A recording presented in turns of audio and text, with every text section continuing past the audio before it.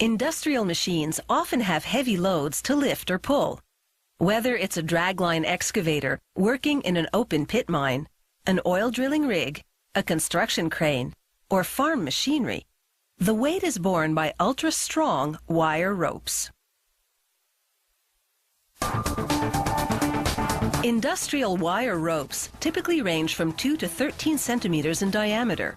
Besides machinery applications, they also serve as support cables for large static structures, such as bridges and stadium roofs.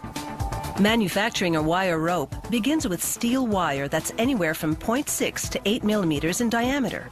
The first step is to wind several of these wires together into a strand.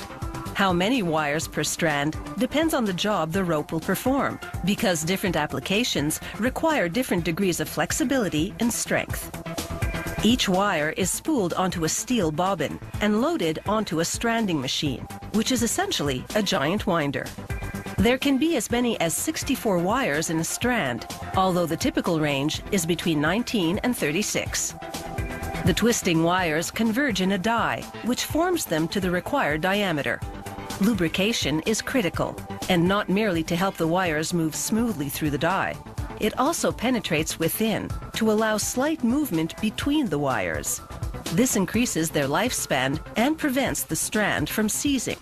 The strand exits the machine saturated in lubricant. A large rubber band skims the excess off the surface. The strand now travels through a row of straighteners. These heavy rollers apply vertical pressure, effectively erasing the wire's memory of being spooled on a bobbin prior to stranding. This prevents the wires from unraveling. This cross-section shows all the wires inside the finished strand. The clothespin gives you a sense of its size. Wire strands are by themselves typically used as structural support cables. To make wire ropes used in machinery and for heavy lifting, they take several of these wire strands and wind them together on a far bigger and stronger machine called a closer. They make this particular rope from 6 wire strands. Before the strands converge in the die, rollers pre-shape them into a corkscrew-like form. The strands then enter the die, twisting together over a core, which is itself a small steel wire rope. A core at the center of the cable provides additional strength. This cable's finished diameter is 90 millimeters. However, there are always small variations here and there. So now 4 calibration rollers, 2 compressing vertically, 2 horizontally, correct the cable to the right diameter all along its length. The finished cable winds onto a big steel reel, ready for shipping. The factory tests random samples in its quality control lab. There, a machine measures the tensile strength, how much pulling force the cable can withstand. The machine pulls the cable at both ends until it snaps.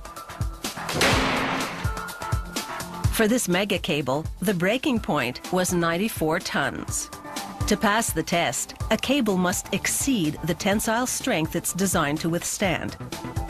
For certain demanding applications such as mining, wire ropes are double-coated in plastic to protect against wear and tear. To prepare the plastic, the factory mixes a recipe of clear and colored plastic pellets. An extrusion machine heats the pellets until they liquefy, then forces the molten plastic through a die, coating the rope as it passes through. As the rope exits the extrusion machine, it passes through water, which cools and hardens the hot plastic.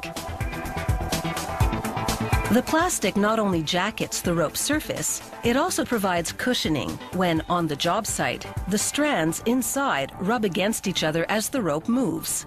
By reducing wear and tear on the steel both internally and externally, plastic coating can extend the life of a rope by up to 50%. A cable's internal construction determines its strength and flexibility. A structural one needs to be strong, immobile, and taut, so it's a single strand made of large wires, whereas a moving rope in large machinery contains many strands made of smaller wires.